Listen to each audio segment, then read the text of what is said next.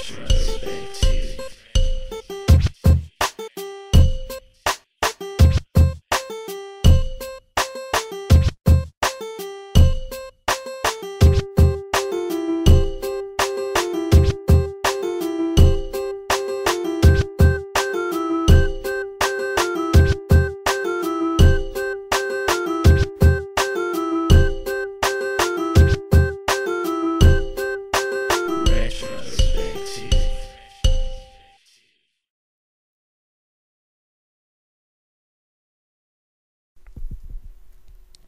Alien 3 is loosely based off the film of the same name. It was released in 1993 by Arena and Probe Entertainment, whose names you will recognise from the opening screens of games such as Mortal Kombat. The game was also released on the NES and released on the SNES the following year. Let's break the game down. You play as Ripley. Your goal is to rescue all of the prisoners on each level in a set time limit. You fight aliens who come at you from anywhere, and you fight them off with your 3 guns or grenades. If you lose all your health, or you run out of time, the level ends and you go back to the beginning.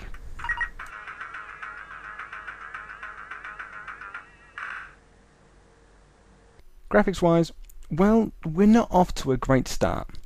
Ripley looks more like John McClane. You wouldn't even notice if it was Ripley if she didn't drop her arms to reveal her weird square looking breasts. I know that they had to have her with a shaved head to keep in with the film, but did they have to make it look like she has a 5 o'clock shadow?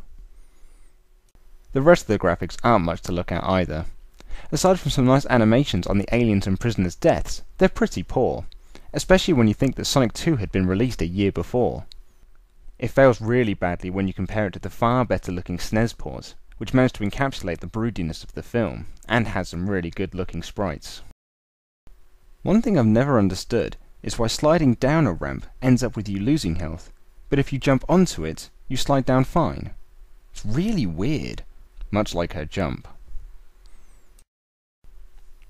Unlike the SNES version, there is no continue function or password system. If you lose all your lives, that's it. Game over, try again.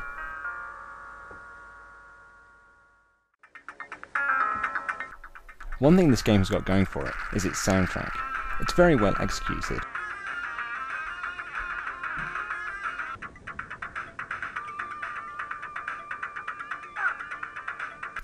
Even the menu music is ace.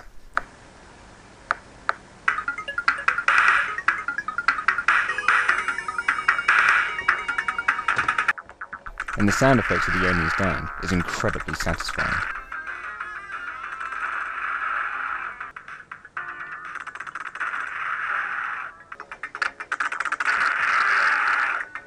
Although having the sound effect of the alien dying be the same sound as the grenade launcher is an ill-advised move.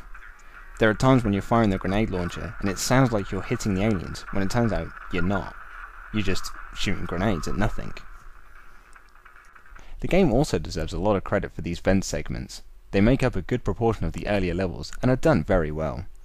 They feel very claustrophobic and are very in keeping with the film series. It also gives the one and only time that the grenades are useful. Thanks to the vent segments, the level design is extremely solid, challenging the player to remember routes to avoid running out of time. In later levels you will need the patience to draw out maps in order to find the best route, otherwise you'll end up lost and you will lose. However, there are certain bits of the level design that do leave you wondering, what were they thinking?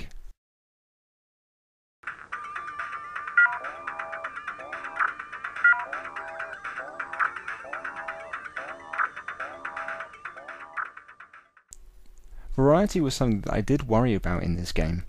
The first 3 missions are almost identical. It's almost the same level, repeated with a different layout. Thankfully, after every 3 levels, you get a welcome, if insultingly easy, boss battle. You also have levels where there are no hostages, and you just have to survive the end of the level. These are called Mayhem. It's just full of aliens, and particularly difficult, especially if you don't know the route. Although it is essentially repeating the same formula, these tweaks do help keep the game feel a little bit fresh. The later levels also introduce more platforming elements, as well as facehuggers. These unfortunately are not for the best though, and can be really annoying at times. This bit in particular is ridiculous. There is a platform going up, and a platform going left to right, but they move at different speeds, and it's impossible to time the changeover right. You waste so much time trying to do this one bit that should have been so simple. And in a game where you're on a time limit, you can't afford to be wasting time on bad game design. Why couldn't they just go at the same speed and stick to a pattern? Overall, it's not the prettiest game, and it has cheap tricks of fooling us into thinking it's being original. But it's a fun little game, and I really like it. Surprisingly, it got great reviews from magazines at the time. Mean Machine Sega gave it 89%, saying Alien 3 immediately impresses with its dark, menacing graphical style, amazing parallax scrolling, and excellent animation. I say it's surprising because by this point the Mega Drive had a lot better games with much better visuals on offer. But hey, I think this game's great. And to make it that little bit better, it's actually a good Alien game. Which, let's be honest, are few and far between. And having mentioned the NES version earlier, I can tell you that the Mega Drive version is far superior. The SNES version, although the better looking of the two, is very slow moving and infuriatingly difficult at times. Personally, I'd actually stick with the Mega Drive port.